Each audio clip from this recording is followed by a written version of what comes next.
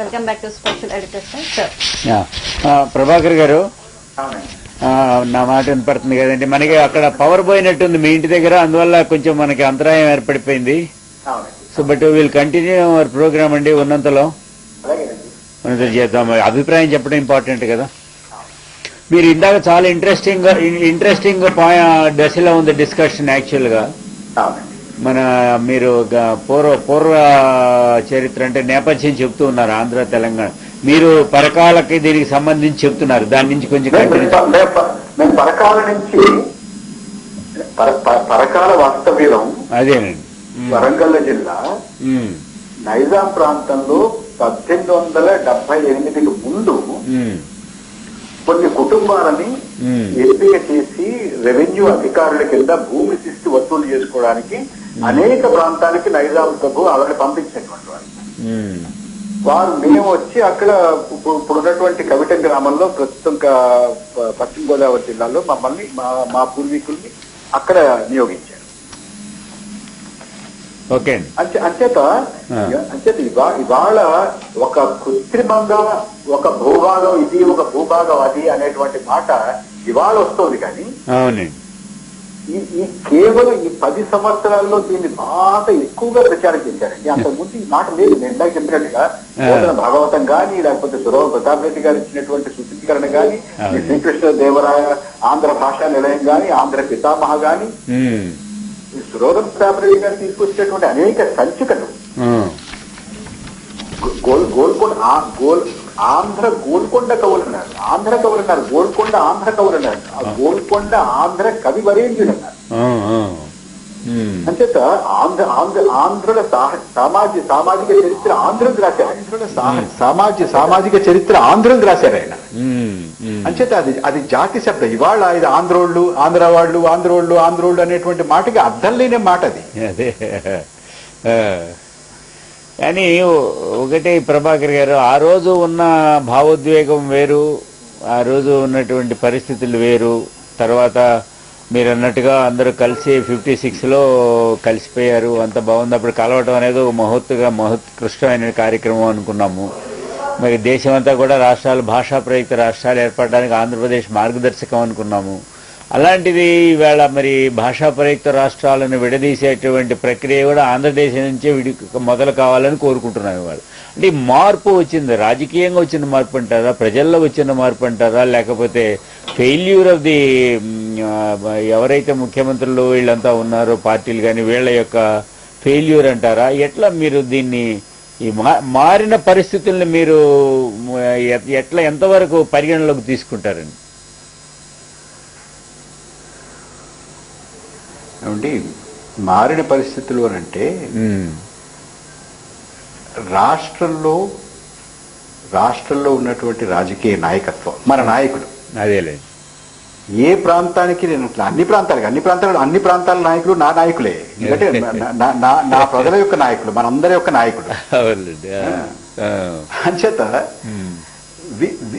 వీరు 4 ఓట్ల కోసం, 2 సీట్ల కోసం ప్రజల్ని రెచ్చగొట్టి పబ్బం గడుపునేటటువంటి పరిస్థితుల్లో వచ్చారండి వీళ్ళు. మీకు ఇవాళ ఎన్నికలు, రాజకీయ అధికారాలు ఎలా మారుతున్నాయి, ఎలా వస్తున్నాయి మీరు చూస్తూనే ఉన్నారు. ఏమిటి, బూర్గుల రామకృష్ణరావు గారు తెలుగు ప్రజల ఐక్యత కోసం ముఖ్యమంత్రి పదవిని తృణప్రాయంగా విసిరి పారేసినటువంటి వ్యక్తి. ఇవాళ ఒక కౌన్సిలర్ ఎలక్షన్ గెలవడానికి ప్రాంతాల మధ్య, రాజకీయంగా నా డెత్ వారెంట్ మీద నేను సంతకం, ప్రభాకర్ గారు రాజకీయంగా నా డెత్ వారెంట్ మీద నేను సంతకం పెట్టుకుంటున్నా అనే మాట ఆ రోజు వచ్చింది బూర్గుల రామకృష్ణరావు గారు. అంత త్యాగం చేసినట్టుగా ఆంధ్రప్రదేశ్ కోసం అంత త్యాగం చేశారు. ఇంకొకటండి, ఇవాళ అంటే ఇవాళ ఇప్పుడు మనం చూస్తున్నా చూడండి, వాళ్ళు విడిపోగలేంది మనం విడిపోలేవా? వాళ్ళకి 2 రాష్ట్రాలు ఉండగలేంది, మనకి 2 రాష్ట్రాలు ఉంటే తప్పేమిటి? వాళ్ళకి ఎన్నో రాష్ట్రాలు ఉంటే మనకి అన్ని మాట్లాడుతున్నారే. ఏమిటి, ఇవాళ మనం ఎవరైనా కూడా దేన్ని ఆదర్శంగా తీసుకుంటాం? మామూలుగా వాడు ఎంత చక్కగా కలిసి ఉంటున్నారు చూడు, మనం కూడా అలా కలిసి ఉండాలి అనుకుంటామా? వాడు ఎంత చక్కగా సంసారం చేసుకుంటున్నారో చూడు, మనం కూడా అలా చక్కగా సంసారం చేసుకోవాలనుకుంటామా? ఆయన తండ్రిని ఎంత బాగా గౌరవిస్తున్నాడో మనం కూడా అలా గౌరవించాలనుకుంటామా? లేక ఆ ఇద్దరు కూడా ఎలా తనుకుంటున్నారో మనం తనుకుంటే తప్పేమిటి? ఈయన తండ్రిని ఎంత తిడుతున్నాడో మనం తిడితే తప్పేమిటి?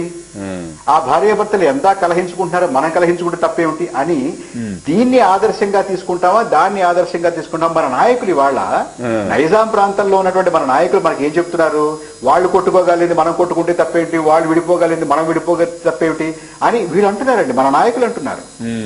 నైజాం ప్రాంతంలో ఉన్నటువంటి మన నాయకులు మనకి ఏం చెప్తున్నారు ఇవాళ? నీకు ఇప్పుడు సమస్య ఉన్నటువంటిది, ఇప్పుడు నాకు ఉద్యోగం లేదనుకుందామండి, నాకు ఉద్యోగం లేకపోతే మీరు నా దగ్గరికి వచ్చి ప్రభాకర్ నీకు ఎందుకు ఉద్యోగం లేదో తెలుసా? నీకెందుకు ఉద్యోగం లేదంటే సీమాంధ్రులు దోచేస్తున్నారు కాబట్టి నీకు ఉద్యోగం లేదు అన్నా అనుకోండి, నిజమే అనుకుంటాను నేను. నీ పంట ఎందుకు పోయింది? వాళ్ళు నీళ్లు ఎత్తుకుపోయారు కాబట్టి ఎండిపోయింది. దీనికి నిజమా వట్టిదా, అందులో నిజం ఉందా లేదా అనేటువంటిది కాసేపు పక్కన పెడదాం. ఇవాళ ఆ రకమైనటువంటి పరిస్థితిని ఇవాళ కల్పించారండి. ఇవాళ రాయలసీమలో కొంతమంది మాట్లాడుతున్నారు, అవునండి, కోస్తాలో కొంతమంది మాట్లాడుతున్నారు, మీ మిత్రులు వసంత నాగేశ్వరరావు గారు మాట్లాడుతున్నారు బాగా. అంచేత ఈ రకమైన అంటే మనం చేసినటువంటి ఏమండి ఇవాళ నైజాం ప్రాంతంలో ఉన్నటువంటి నాయకత్వం కానీ, కోస్తాలో ఉన్నటువంటి నాయకత్వం కానీ, రాయలసీమలో ఉన్నటువంటి నాయకత్వం కానీ ఈ 60 సంవత్సరాల్లో కనీసం 30-35 సంవత్సరాలు వీళ్లే కదండి రాజకీయాల్లో ఉన్నారు. అవునండి, వీళ్ళు కాకపోతే చాలా మంది తండ్రులు కదండి రాజకీయాల్లో ఉన్నారు. వాళ్ళు కాకపోతే వాళ్ళ తాతలు కదండి రాజకీయాల్లో ఉన్నారు. మీకు వాళ్ళ ప్రతి నియోజకవర్గంలోనూ మెజారిటీ నియోజకవర్గాల్లో కొడుకులు ఇవాళ ఉన్నారు, వాళ్ళ తండ్రులు అంతకు ముందు ఉన్నారు, వాళ్ళ తాతలు అంతకు ముందు ఉన్నారు కదండి. ఇవాళ అక్కడ ఉన్నటువంటి అభివృద్ధికి వెనుకబడిన తరానికి ఎవరినో బాధ్యులు చేస్తారేమిటండి? వీళ్ళు కాదండి బాధ్యులు. కానీ ఇప్పుడు వెనకబడిన వాళ్ళ నల్గొండ జిల్లాలో ఫ్లోరోసిస్ ఉంది. వెనకబడినతనం అనేది ఇప్పుడు పెద్ద ఇష్యూగా మాట్లాడట్లా, ఎందుకంటే అది కొంచెం వెనక తర్వాత ఈ స్టాటిస్టిక్స్ ఇవన్నీ వచ్చిన తర్వాత దీని గురించి తెలిపోయింది కదా, అది వెనకబడిపోయి ఇప్పుడు ఏంటంటే మేజర్ గా మాట్లాడేది ఏంటంటే బాబు ఇవన్నీ ఎందుకు, మా రాష్ట్రం మాకు ఇచ్చేయండి, మా పరిపాలన మేము చేసుకుంటాము, మాకు ఆత్మగౌరవం లేదు, మా భాష లేదు, మా నేల, మా నీళ్లు, మా వనరులు మేము చూసుకుంటాం, మేము మంచో కలో గంజో మేము తింటాం, మా రాష్ట్రం మాకు వదిలేయండి అనేది వాళ్ళు తెగేసి చెప్తున్నారు. చివరికి ఈ మీమాంస ఈ చర్చ అంతా వద్దనేది 10-11 ఏళ్ళు దాటిపోయాక. సో ఇట్లాగా అనుకున్నప్పుడు ఇంకా మీకు చర్చ కూడా తావులేదు. ఇవాళ దాని గురించి ఏంటంటేనండి, అంటే వెనుకబాటుతనం అన్నారు, అది కాదని తేలిన తర్వాత భాష అన్నారు, అది కూడా కాదు అని తేలిన తర్వాత సంస్కృతి అన్నారు, అది కూడా కాదని తేలిన తర్వాత చరిత్ర అన్నారు. ఎప్పుడూ కలిసిలే ఉన్నారు. కాదు కలిసి నేను చూపించాను వాళ్ళ మ్యాప్స్ మీకు, అది కాదు. ఇవాళ ఏం కావాలి? ఇవాళ ఏం చెప్తున్నారు? మా పరిపాలన మేము చేసుకుంటాము.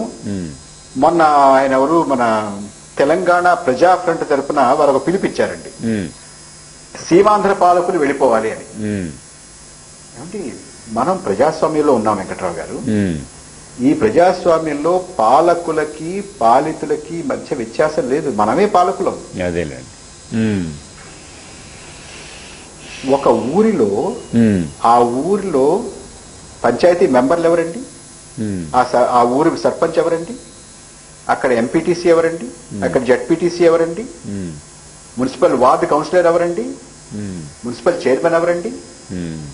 ఎమ్మెల్యే ఎవరండి? ఎంపీ ఎవరండి? అక్కడ వాళ్ళే, ఎక్కడ వాళ్ళే.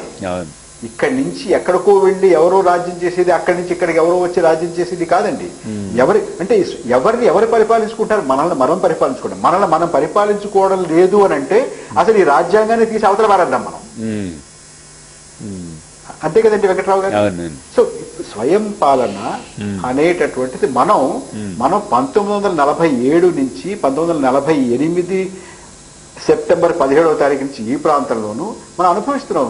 జనరల్ చౌదరి వచ్చి దీన్ని లిబరేట్ చేసిన తర్వాత ఆ తర్వాత వెల్లోడి గారు ఉన్న తర్వాత, ఆ తర్వాత బురుగుల రామకృష్ణరావు గారు ఉన్న తర్వాత, ఆ తర్వాత 1952లోనే 53లో ఎన్నికలు అయిన తర్వాత 56లో సభలో జరిగిన తర్వాత మనందరం కలిసి తీసుకున్నటువంటి నిర్ణయాలు ఇవి.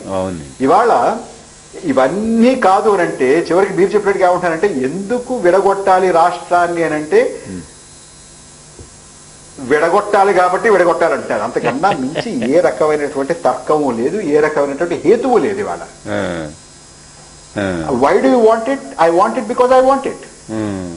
అంతేగాని నిన్నటి వరకు మీరు చెప్పినటువంటి కారణాలు, నాకు ఈ కారణం చేత రాష్ట్ర విభజన కావాలి అని అన్నారే, ఆ కారణం ఒక్కొక్కటి అది అబద్ధమని, అసత్యమని, అభూత కల్పనని, అది వక్రీకరణ అని నిర్దిష్టంగా నిరూపించబడిన తర్వాత, రూఢి అయిన తర్వాత, నిష్కర్షగా తెలిసిన తర్వాత ఇవాళ ఏం చెప్తున్నారు? ఏమిటి కారణం అని అంటున్నారు? ఏమి కారణం లేదే, ఏ కారణం చూపించడానికి లేదే ఇవాళ. ఇంకోటి మొత్తం మీరు ఇందాకన్నారు, మీరు కూడా ఆ చిన్న ట్రాప్ లో మీరు కూడా పడ్డారు. ఇది ఒక కనికట్టు వెంకట్రావు గారు. వాళ్ళంతా పో అని అంటున్నారు, ఎవ్వరూ పొమ్మంటలేదండి. ఒక గుప్పెడు మంది పొమ్మంటున్నారు. మీరు ఎందుకు పొమ్మంటున్నారు? వారికి ఏ స్వార్థం ఉందో, మంత్రి అవుదామనో, ఎమ్మెల్యే అవుదామనో, ఇంకోటి అవుదామనో ఏమైనా ఉండొచ్చు, అనేక రకాలుగా ఉంటారు. వీళ్ళు ఏమంటున్నారు, వీళ్ళు ఏం చేస్తున్నారంటే చిన్న చిన్న కష్టాలు ఎవరికైనా ఉంటే ఆ కష్టాలకి ఎవరినో ఒకరిని బాధ్యులుగా చూపించి వాళ్ళ మీద వీళ్ళని రెచ్చగొట్టి ద్వేషాన్ని కల్పించి వీరు రాజకీయ పబ్బం గడుపుకోవడానికి చూస్తున్నారండి. ఇది మీరు ఒక్కసారి చూస్తే వెంకట్రావు గారు, వీరు ఆచరించేటటువంటి పద్ధతులకి ఆవేళ జిన్నా గారు ఆచరించినటువంటి పద్ధతులకి ఏమాత్రం కూడా తేడా లేదు. అంతేనంటారా? అంటే హిందువుల కింద మేము ఉండలేము, హిందువులు మమ్మల్ని డామినేట్ చేసేస్తున్నారు, అన్ని వాళ్లే తీసేసుకుంటున్నారు, ఏమీ కాదు. అసలు యాక్చువల్ గా ఆ మాటకు వస్తే పాకిస్తాన్ కన్నా ఇక్కడే ఎక్కువ ముస్లింలు ఉన్నారు. కానీ ఆయన రెచ్చగొట్టాడు వాడు అలాగా. ప్రతిదానికి ఎవరో ఒకరిని బాధ్యులు చేసి వారిని ఒక భూతం కింద, ఒక దెయ్యం కింద చూపించి ప్రజలు రెచ్చగొట్టినటువంటి ఉదంతాలు చరిత్రలో అనేక ఉన్నాయి మనకి. నాజీ జర్మనీలో చేసింది ఏమిటి? అన్నిటికీ నీకు పంటి నొప్పి వస్తే జూ దానికి కారణం, నీకు ఉద్యోగం లేకపోతే దానికి జూ కారణం, నీకు పెళ్లి కాకపోతే దానికి జూ కారణం, నీకు ఇక్కడ ఏదైనా చిన్న చిన్న కష్టం వస్తే నీకు జూ కారణం, నీకు అభివృద్ధి లేకపోతే జూ కారణం, అన్నిటికీ దాన్ని వాళ్ళు చేసి మొత్తానికి ఒక ఉన్మాదాన్ని రెచ్చగొట్టారే. ఆ రకమైనటువంటి పరిస్థితిని ఇక్కడ కూడా కల్పించారు. ఇది అస్తమానం ఉండదు. ఇదే పరిస్థితిని 1972లో కోస్తా రాయలసీమలో కల్పించారు. మమ్మల్ని అప్పుడు మేము చాలా చిన్నపిల్లలు, మేము స్కూల్లో చదువుకుంటున్నప్పుడు ప్రభాకర్ మా ఊరి నుంచి తరివేశారు వెంకట్రావు గారు. అవునవును, ప్రభాకర్ గారు అంటే నేను జయాంధ్ర సుజీవం చూశాను, నేను కూడా విజయవాడ రిపోర్టింగ్ లో ఉన్నానప్పుడు. బట్ ఒకటి నాకు కూడా ఆశ్చర్యం వేస్తుంది, అంత పెద్ద ఎత్తున తెలంగాణ ఉద్యమం కన్నా కూడా ఒక విధంగా ఆంధ్ర ఉద్యమం చాలా తీవ్ర స్థాయిలో వచ్చింది, అసలు ఉప్పెన్లాగా వచ్చేసింది. అలాంటి ఉద్యమం వచ్చిన చోట మరి సమైక్యవాదం ఎందుకు, మళ్ళా సమైక్యవాదం ఎలా వచ్చింది? అంత జయాంధ్ర ఉద్యమం పోయి ఇప్పుడు శివాజీ గారు వీళ్ళంతా జయాంధ్ర అని తిరుగుతున్నారు, ఎవరు పట్టించుకోవట్లేదు. హరిబాబు వాళ్ళు తిరిగారు బీజేపీ తరఫున జయాంధ్ర అని, దాన్ని ఎవరు పట్టించుకోలేదు. మరి సమైక్యవాదం ఉందంటున్నారు. సమైక్యవాదం అంటే సమైక్యవాదం తరఫున ఒక్క పార్టీ కూడా, మీరు ఇంకొక విచిత్రమైనటువంటి పరిస్థితి చూడండి ప్రభాకర్ గారు, ఈ రాష్ట్రంలో మేము తెలంగాణ అంటే అభ్యంతరం లేదు, తెలంగాణ కోసం మేము ఉంటాము, ఆల్ పార్టీ మీటింగ్ పెట్టి తెలంగాణ ఇస్తే మాకు అభ్యంతరం లేదని చెప్పిన వాళ్ళు అందరూ కూడా రోసయ్య గారి నాయకత్వంలో ఆ రోజు ముఖ్యమంత్రిగా, ఒక్క పార్టీ కూడా మేము సమైక్య రాష్ట్రం తరఫున నిలబడతామని పార్టీ పరంగా చెబుతున్న పార్టీ ఒక్కట్లేదండి. కొద్దిమంది నాయకులు ఆంధ్ర ఏరియాలో అట్లా చెబుతున్నారు, లేకపోతే ఈ పార్టీ తరఫున చెబుతున్నారు, కాంగ్రెస్ తరఫున చెబుతున్నారు, వైఎస్ఆర్ కాంగ్రెస్ పార్టీ తరఫున, 3 ప్రధాన పార్టీల తరఫున. పార్టీ ఏమో డిఫరెంట్గా తెలంగాణకు అభ్యంతరం లేదంటుంది, నాయకులేమో సమైక్య రాష్ట్రం అంటున్నారు, ప్రజలేమో రాజకీయంగా ఓటేస్తున్నారు, సమైక్యమా తెలంగాణ అనే పాయింట్ మీద ఓటేయటం లేదు. తెలంగాణ టీఆర్ఎస్తో కలిసిన పార్టీకి కూడా ఓట్లేస్తున్నారు అక్కడ. మరి ఈ సమైక్యవాదం అనే యొక్క బలహీనత ఆంధ్ర ప్రాంతాల్లో అనేది ఎట్లా, మీరు దీనికి ఏమి జస్టిఫికేషన్ చెప్తారండి? అంటే ఇది రాజకీయ పార్టీలు ఎలా ఉన్నాయో మనకు అర్థమవుతుంది దీనివల్ల. అంటే ఒక కన్విక్షన్ లేదు, వారు నిజంగా ఏమనుకుంటున్నారో దాన్ని బయట నుంచి చెబితే, ఎన్నికల్లో పోటీ చేయాల్సి వచ్చేటప్పటికి ఏమవుతుందంటేనండి, ఒక్క ఓటు కూడా అవసరమే. అంచేత ఆ ఒక్క ఓటు కూడా మనం వేయించుకుందాం ఎందుకులే అనేటువంటి ఒక కక్కుర్తి భావన ఉంటుంది. అవునులేండి. అదొక కారణం కావచ్చు. అదొక కారణం, ముఖ్యమైనటువంటి కారణం. ముఖ్య కారణం అది, ముఖ్య కారణం. ఇంకొకటి చూడండి, ముఖ్య కారణం. తర్వాత ఏమంటే రాజకీయ పార్టీలు విభజన గురించి మాట్లాడినా లేకపోతే సమైక్యత గురించి మాట్లాడినా వారికి ఉన్నటువంటి దాని పట్ల నిబద్ధత ఏమిటనేది ఈ నినాదం పక్కన పెడితే అన్ని రాజకీయ పార్టీలు ఈ దేశంలో సోషలిజం గురించే మాట్లాడతాయి. సోషలిస్టులు అంటే వీళ్ళందరూ అంటే ఇప్పుడు తెలంగాణ వాదులు విభజనవాదులు ఏమంటున్నారంటే మొన్న పరకాల్లో అందరూ కూడా విభజన గురించే మాట్లాడారు కాబట్టి ఎవరు నెగ్గినా కూడా విభజన నెగ్గినట్టే, విభజనవాదం నెగ్గినట్టే అని అంటున్నారు కదా. అసలు ఈ దేశంలో 1952వ సంవత్సరంలో మొట్టమొదటిసారి ఎన్నిక జరిగితే నిన్న జరిగినటువంటి ఎన్నిక వరకు కూడా ప్రతివాడు సోషలిజం గురించి మాట్లాడుతున్నాడు కాబట్టి ప్రతి ఎన్నికలోనూ సోషలిజం నెగ్గినట్టే అండి. అదేలేండి. ఇప్పుడు ఆ రోజులు పోయినాయిగా, ఇప్పుడంతా ఆర్థిక సరళీకృత విధానాలు కదా ఇప్పుడంతా. ఇప్పుడు ఏదైనా ఇప్పుడు అవి నెగ్గినట్ట అది కాదు అసలు. వీళ్ళు చెప్పేటటువంటి దానికి, వీళ్ళ నినాదాలకి వీళ్ళు మామూలుగా చాలా క్లిషేడ్ టర్మ్స్ వాడుతున్నారే, దాన్ని వెనక్కి తిరిగి చూసుకుని అందరూ ఇదే అంటున్నారు కాబట్టి ఇప్పుడు అది నెగ్గేసింది, దానికి ప్రజామోదం ఉంది అని చెప్పడం ఎంత విడ్డూరమో, ఇప్పుడు ఇవాళ వీళ్ళు చెప్తున్నటువంటి వాదన కూడా అంతే విడ్డూరమైనటువంటి వాదన. ప్రభాకర్ గారు, ఒకటి ఇంత 11 ఏళ్ల నుంచి టీఆర్ఎస్ పార్టీ ఒక ప్రధాన పార్టీగా తెలంగాణలో మనగలుగుతుంది. ఆ తెలంగాణ రాజకీయాలను లేకపోతే పార్టీల రాజకీయాలను ఆ పార్టీ యొక్క అభిప్రాయాలు శాసించగలుగుతున్నాయి. ఎగైన్ ఓటు రాజకీయాలు కానీ, ఉప ఎన్నికలు కానీ, ఎన్నికలు కానీ, ఏదైనా గెలుపు ఓటములు ఎట్లా ఉన్నా కూడా ఆ పార్టీ యొక్క ప్రభావం చాలా తీవ్రంగా ఉంది ఆంధ్రప్రదేశ్ రాజకీయాల మీద. సరే, వైఎస్ఆర్ కాంగ్రెస్ పార్టీ ఇటీవల వచ్చినటువంటి పొలిటికల్ డెవలప్మెంట్ అనుకోండి. ఇలాంటి పరిస్థితుల్లో 11 ఏళ్లుగా ఆ పార్టీ ఒక ప్రధానమైన ప్రాంత రాజకీయాన్ని లేకపోతే ప్రజా జీవితాన్ని ప్రభావితం చేయగలుగుతున్నప్పుడు మనము దాన్ని ఎట్లా దీన్ని కాదని చెప్పేసి వేరే విధంగా చేయగలము? కేంద్రం కానీ, కాంగ్రెస్ పార్టీ కానీ, లేకపోతే సీమాంధ్ర ప్రాంతం చెప్పండి. అంటే ఒక పార్టీ నెగ్గుతూ వస్తోంది కాబట్టి అది చెప్పేటువంటి మాట సత్యం, అది చెప్పేటటువంటి మాటకి అందరూ కూడా తలగు ఉండాల్సిందే అనేటువంటిది మాత్రం నేను ఒప్పుకోనండి. అలా అయితే కాంగ్రెస్ పార్టీ అనేక సంవత్సరాలుగా నెగ్గుతూ వచ్చింది కదా, మిగతా వాళ్ళంతా వాళ్ళ పార్టీని మూసేసుకుని తాళాలు పెట్టి వెళ్ళిపోవాలండి? నువ్వు చేస్తున్న తప్పు, మరొక వాదన ఉంది, మరొక వేదిక ఉంది, మరొక భావన ఉంది, మరొక ఆలోచన ధోరణి ఉంది అని చెబుతూ చెబుతూ చెబుతూ వచ్చి ప్రజల్ని నచ్చ చెప్పుకుని వారిని తమ వైపు తిప్పుకుని వారి వాదనని బలంగా ప్రజల్లోకి తీసుకెళ్లి ప్రజల మనుషుల్లో మార్పు తీసుకొచ్చారా లేదా? తీసుకొచ్చారు. ఇంకొక మాట, నాకు ఇట్లాగా ఏదైనా మేము ఇప్పుడు మన ఇద్దరం మాట్లాడుకుంటున్నట్టుగా కాకుండా మీతో పాటు ఇంకొక తెలంగాణ విభజన చేయాలి అనేటువంటి వారిని కూర్చోబెట్టుకు మాట్లాడితే ఆయన చివరికి విసిగిపోయి నా వాదన వినకుండా, సమైక్యవాదం వినకుండా, ఆర్థిక కారణాలు వినకుండా, చారిత్రక కారణాలు వినకుండా, సాంస్కృతిక కారణాలు వినకుండా, ఏవి వినకుండా ఎంతమంది చెప్తుంటే తెలంగాణ ప్రజల యొక్క సెంటిమెంట్ ను కాదని నువ్వు ఎలా మాట్లాడతావని నన్ను బూతులు కూడా తిట్టిన వాళ్ళు ఉన్నారండి. వారికి ఒకటే మాట అడుగుతున్నాను నేను, ఏమండి 1,00,000 మంది ఒక మాట అంటే అది నిజం కాదు అని నాకు అనిపిస్తే 1,00,000 మంది అన్నారు కాబట్టి నేను ఒప్పుకోమంటారా? కాదు. మొత్తం ప్రపంచంలో ఉన్న ప్రతివాడు కూడా భూమి బల్లపరుపుగా ఉంది అని అంటే కాదు, భూమి బల్లపరుపుగా లేదు గుండ్రంగా ఉంది అని అంటే, గుండ్రంగా ఉంది అన్న వాడిని కాల్చేస్తే గుండ్రంగా లేకుండా పోయి బల్లపరుపు అయిపోయిందండి భూమి. అంచేత ఇవాళ రాష్ట్రాన్ని విభజించడానికి ఏ రకమైనటువంటి బలమైన కారణం లేదు అని నేనంటే, కాదయ్యా మేమందరం అనుకుంటున్నాం కాబట్టి నువ్వు నోరు మూసుకో అంటే అది కాదు. అదే అంటే మీ అభిప్రాయాన్ని స్వేచ్ఛగా చెప్పుకోవటము, మీరు ఒక రాష్ట్రం ఒకటిగా ఉండాలని మీరు ఉద్యమం నడుపుకోవటము, ఇవన్నీ ఖచ్చితంగా మీకున్నటువంటి స్వేచ్ఛ హక్కు, అందులో సందేహం లేదండి మీరు చెప్పుకోవడానికి.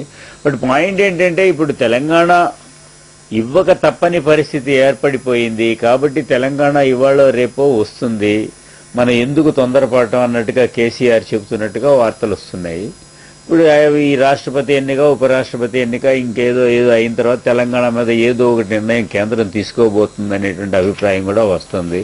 ఈ నేపథ్యంలో ఆంధ్ర ప్రాంతంలో కానీ లేకపోతే పర్టికులర్గా రాయలసీమలో రాయల తెలంగాణ అనే ఒక విభజనవాదం తీసుకొస్తున్నారు. ఇది కాక ప్రత్యేక గ్రేటర్ రాయలసీమ కానీ లేకపోతే రాయలసీమ ప్రత్యేక రాష్ట్రం కానీ రేపటి నుంచి ఒక దీక్ష కూడా చేయబోతున్నారు. రమణారెడ్డి గారు కూడా ఒక స్లోగన్ ఇస్తున్నారు. ఇట్లా రకరకాలుగా రాయలసీమలో ఎక్కువ యాక్టివిటీ కనబడుతుంది. రాయలసీమ ఇంకొకటి ఏంటంటే తెలంగాణ ఎట్లాగా ఆంధ్రాకి వ్యతిరేకంగా మాట్లాడుతున్నారు తెలంగాణ నాయకులు, వాళ్ళు ఆంధ్ర ప్రజలని కాదు, మీ భాషలో చెప్పాలంటే తెలంగాణ అంతా అని కాదు, తెలంగాణ నాయకులు మాట్లాడితే రాయలసీమ నాయకులు కూడా ఆంధ్రాకి వ్యతిరేకంగా మాట్లాడుతున్నారు. మేము ఆంధ్రతో మాత్రం కలిసి ఉండవు, మాకు ఆ పెత్తందారీతనం వద్దని. ఇది ఈ మూడు రాష్ట్రాల వాదము, లేకపోతే ఈ తెలంగాణ రాగానే రాయలసీమ వాదం పుట్టుకురావటము, ఆంధ్ర రాష్ట్రం బాబు మాకు ఈ షరతులు వద్దు పాడు వద్దని ఇప్పుడు శ్రీనివాసు శివాజీ వాళ్ళకి ప్రజల మద్దతు ఎంత ఉందనేది యాక్సెప్టెన్స్ అనేది పక్కన పెట్టారు. అయినప్పటికీ కూడా ఒక మూడ్ ఒకటి డిఫరెంట్గా వినపడుతుంది. దీన్ని ఎట్లాగా రాయలసీమలో వచ్చిన డెవలప్మెంట్ ఒకటి కాదు మూడు అనేది అని ఎట్లా చూస్తున్నారు? అసలు తెలంగాణ వస్తుందా? వస్తే మీ కార్యాచరణ ఏమిటి? తెలంగాణ వచ్చే పరిస్థితుల్లో మీరు సమైక్యవాదిగా ఇప్పటికే అప్పటికే ఉంటారనే దానిలో సందేహం లేదు. ఎందుకంటే మీ యొక్క బలమైన నమ్మకం వేరు, నేపథ్యం గురించి ఆలోచించే పద్ధతి వేరు. తెలంగాణ గురించి ఏమనుకుంటున్నారు? ఇప్పుడు కొత్తగా వస్తున్న రాయలసీమ, రాయల తెలంగాణ, ఆంధ్ర ప్రాంత వాదాల గురించి ఏమనుకుంటున్నారు? నాకు అనిపించేది వెంకట్రావు గారు, ఇది కేవలం ఎత్తులు పై ఎత్తులు రాజకీయ నాయకులు వేస్తున్నటువంటి మన రాజకీయ నాయకులు, మన నాయకులు, బైరెడ్డి రాజశేఖర రెడ్డి గారు మన నాయకుడే, చంద్రశేఖరరావు గారు మన నాయకులే, జానారెడ్డి గారు మన నాయకులే, చంద్రబాబు నాయుడు గారు మన నాయకులే, మన రాజకీయ నాయకులు, మన సమాజం నుంచి వచ్చినటువంటి వారు, మన సమాజ రాజకీయ గమనాన్ని శాసిస్తున్నటువంటి వారు, నిర్దేశిస్తున్నటువంటి వారు మన నాయకులు. వీరందరూ కూడా ఎత్తులు పై ఎత్తులు మాట్లాడుతున్నారండి. నేను చూసేది ఇవాళ వచ్చేస్తుంది అని చెప్తున్నటువంటి ఒక పెద్ద మనిషి కూడా ఒక ఎత్తుగడగా చెప్పడం, అది కనుక వచ్చేస్తే మేము వీరితో ఉండవు వాళ్ళతో ఉండవు అని చెప్పేటువంటి వాడు కూడా ఒక ఎత్తుగడగా చెప్పడమే కానీ ఇందులో ఎక్కడా నాకైతే ఏ రకమైనటువంటి సంకేతాలు కనపడలేదండి. ఇది ఒకటి వెంకట్రావు గారు, ఇది భారతదేశం యొక్క essential architecture of our republic. మన భారత రాజ్యాంగం, భారత రాజకీయ వ్యవస్థ, భారత రిపబ్లిక్ ఒక పద్ధతి మీద నిర్మించుకున్నాం మనం. దానికి ప్రాతిపదిక ఏమిటంటే మన పొలిటికల్ డివిజన్ ఎలా చేసుకున్నామంటే భాష ప్రాతిపదిక మీద మనం చేసుకున్నాం. ఒకసారి భాష ప్రాతిపదిక కాదు అన్న తర్వాత భారత రాజ్యాంగాన్ని నడిపేటటువంటి వారు, దేశం యొక్క సువిశాలమైనటువంటి ప్రయోజనాలను దృష్టిలో పెట్టుకున్నటువంటి వారు ఆలోచించాల్సింది ఏంటంటే భాష ప్రాతిపదిక కాదు అని అన్నప్పుడు కులం ప్రాతిపదిక ఒక రాష్ట్రాన్ని ఏర్పాటు చేయడానికి. మీకు గుర్తుందో లేదో, అది చెలోక్తిగా అన్నారో నిజంగా అన్నారో, మనకి మసాలా ఏరని ఒక ఆయన ఉండేవారు. అవునండి. ఆయన ఏమన్నారు, మా దళితులందరికీ ఒక జిల్లా ఇచ్చేయండి మహాప్రభు, మమ్మల్ని మేము పరిపాలించుకుంటా ఉన్నారు.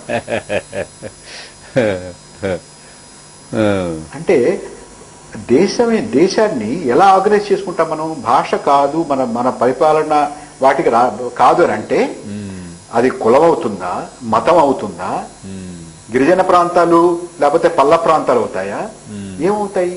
ఒకసారి ఆలోచించుకోవాలి. తర్వాత ఒక రాజకీయ పక్షం ఉంటుంది, చిన్న రాష్ట్రాలు అంటుంది. చిన్న రాష్ట్రం అంటే ఏమిటి ఒకసారి ఆలోచిద్దాం. మీకు మన కాన్స్టిట్యుయెన్సీ డీలిమిటేషన్ ఉంది కదా, నియోజకవర్గాల పునర్విభజన. వారు ఒక సూత్రం ఏం పెట్టుకున్నారంటే 2,50,000 ప్లస్ ఆర్ మైనస్ 10,000 అనుకున్నారు దాదాపుగా. దాన్ని బట్టి మనం విభజించుకోవాలి, రాష్ట్రాలని మన నియోజకవర్గాన్ని పునర్విభజించుకోవాలి అనుకున్నారు. అలాగ అనుకుందామా? లేకపోతే ఇప్పుడు కరెంట్ ఉంది వస్తుంది, నేను కనపడుతున్నానా? ఇంత రాష్ట్రం ఉంది, చిన్న రాష్ట్రం కావాలంటే ఇంత రాష్ట్రం చేయడమా? ఇంత రాష్ట్రం చేయడమా? ఇంత రాష్ట్రం చేయడమా? చిన్న అంటే ఏమిటి? పాండిచ్చేరి చిన్న రాష్ట్రమే, సిక్కిము చిన్న రాష్ట్రమే. మరొక పక్కన ఒక ఆయన అంటారు తెలంగాణ ప్రత్యేక రాష్ట్రంగా అవతరించినా కూడా 13-14 రాష్ట్రాల కన్నా పెద్దదిగా ఉంటుంది అని అంటున్నారు. ఒక పక్కనేమో చిన్న రాష్ట్రాలు కావాలనేటువంటి ఒక రాజకీయ పార్టీ తెలంగాణను విభజించాలి అని అంటే ఒక పార్టీ అంటుంది, ఇంకొక పార్టీ తెలంగాణ ప్రత్యేక రాష్ట్రంగా కావాలన్నటువంటి వారు ఇది చాలా పెద్ద రాష్ట్రం అంటుంది. ఒక ప్రాతిపదిక ఉందా? అది ఇన్ని చదరపు కిలోమీటర్ల ప్రాతిపదిక, భాష ప్రాతిపదిక, లేకపోతే కొండల ప్రాతిపదిక, లేకపోతే జనాభా ప్రాతిపదిక, ప్రతి 3 కోట్ల మందికి ఒక రాష్ట్రం అనుకుందామా? ఏమిటి ప్రాతిపదిక? ఎలా విభజిస్తారు? ఎందుకు విభజిస్తారు? తెలుగు ప్రజల ఐక్యతని ఎందుకు మీరు దెబ్బతీస్తారు? తెలుగు రాష్ట్రాన్ని ఎందుకు విచ్ఛిత్తి చేస్తారు? నాకు ఒక కారణం చెప్పండి. నా ఒక చిదంబరం అనేటువంటి ఆయన తమిళనాడు వెళ్ళి అతన్ని ఒక విలేకరి అడిగితే, ఏమండి దక్షిణ తమిళనాడులో మన రాష్ట్రం విభజించాలి, ప్రత్యేక రాష్ట్రం కావాలి అనే ఒక ప్రతిపాదన వస్తోంది, ఒక డిమాండ్ వస్తోందంటే ఆయన అక్కడికి కూర్చుని ఏమన్నాడు తెలుసా అండి? కేంద్ర హోంమంత్రిగా ఉన్నాడు వేళ. ఇటువంటి డిమాండ్లని తమిళనాడులో మొగ్గలోనే తుంచేయాలి, these demands should be nipped in the bud అన్నాడు ఆయన. అది విభజించకూడదా, ఇది విభజించకూడదా? అంచేత ఇవాళ ఒక రేషనల్ ప్రాతిపదిక, ఒక తార్కికమైనటువంటి, తర్కబద్ధమైనటువంటి, హేతుబద్ధమైనటువంటి ప్రాతిపదిక లేదు. కారణం లేదు, ఆర్థిక కారణం లేదు, సాంస్కృతిక కారణం లేదు, భాషాపరమైన కారణం లేదు, చారిత్రక కారణం లేదు, రాజకీయ కారణం అంతకన్నా లేదు. ఏ కారణం? తర్వాత రాష్ట్రం యొక్క దృక్కోణం నుంచి చూసినా కారణం లేదు, మొత్తం దేశం యొక్క పరిస్థితిని దృష్టిలో పెట్టి చూసినా కారణం లేదు. రాజకీయ పార్టీలు, మన రాజకీయ నాయకులు ఎత్తుకు పై ఎత్తులుగా మాట చాతుర్యంతో మాట్లాడేటటువంటి మాటలు తప్ప, రెచ్చగొట్టేటటువంటి ధోరణి తప్ప, ఓట్ల కోసం పబ్బం గడుపునేటటువంటి ప్రయాస తప్ప, పదవుల కోసం పడేటటువంటి వెంపర్లాట తప్ప, దీన్ని దీనికి మొన్న ఆయన మన వేదకుమార్ గారు ఆయన దొడ్డి కొమరయ్య అంటున్నారు, అసలు తెలంగాణ సాయుధ పోరాటానికిను రాష్ట్ర విభజనకు జరిగేటటువంటి ఆందోళనకి సంబంధం ఉందని వెంకట్రావు గారు. కానీ దీన్ని కన్ఫ్యూజ్ చేసేసి అది ఇది అనుకుని ఇది అది అనుకుని ఇదంతా పట్టుకెళ్ళి ఢిల్లీలోనేమో ఎప్పటి నుంచో తెలంగాణ ఉద్యమం ఉందంటే వాళ్ళు కూడా పాపం ఇదంతా మొత్తం అక్కడి నుంచి నైజాంకి వ్యతిరేకంగా, నైజాంకి నిరంకుశానికి వ్యతిరేకంగా, జాగీర్దారికి వ్యతిరేకంగా, జమీందారికి వ్యతిరేకంగా, భూమి కోసం భుక్తి కోసం పోరాడినటువంటి పోరాటం ఇవాళ కూడా జరుగుతుందని అనుకుంటారు వాళ్ళందరూ. దీనికి ఏమీ సంబంధం లేదు. ప్రభాకర్ గారు ఉద్యోగాల విషయంలో కానీ, 610 జీవో విషయంలో కానీ, నీళ్ల విషయంలో కానీ ఎక్కడా ఎప్పుడు ఏ రకమైనటువంటి విచక్షణ గాని, వివక్ష గాని, వెనుకబాటుతనం గాని, చారిత్రకమైనటువంటి వేర్పాటు గాని, సాంస్కృతిక పరమైనటువంటి వైవిధ్యం గాని, వైరుధ్యం గాని ఎక్కడా లేదు. ప్రభాకర్ గారు ఒక బ్రేక్ తీసుకొని మళ్ళా రెండు పాయింట్లు నేను మాట్లాడదాము. మీరు ముఖ్యంగా అస్తిత్వం గురించి మాట్లాడుతున్నారు తెలంగాణ వాళ్ళు అన్ని రకాలుగా, ఏ సాహిత్యం తీసుకోండి, సంస్కృతి తీసుకోండి, రాజకీయం తీసుకోండి, లేకపోతే ఆస్తులు తీసుకోండి, నీళ్లు అనుకోండి, ఏదైనా అస్తిత్వం గురించి మాట్లాడుతున్నారు. ఆచరణలో వచ్చే సమస్యల గురించి ముఖ్యంగా ఈ అస్తిత్వవాదం గురించి ఒకసారి మీరు వివరణ ఇద్దరు కానీ ఒక చిన్న బ్రేక్ తీసుకు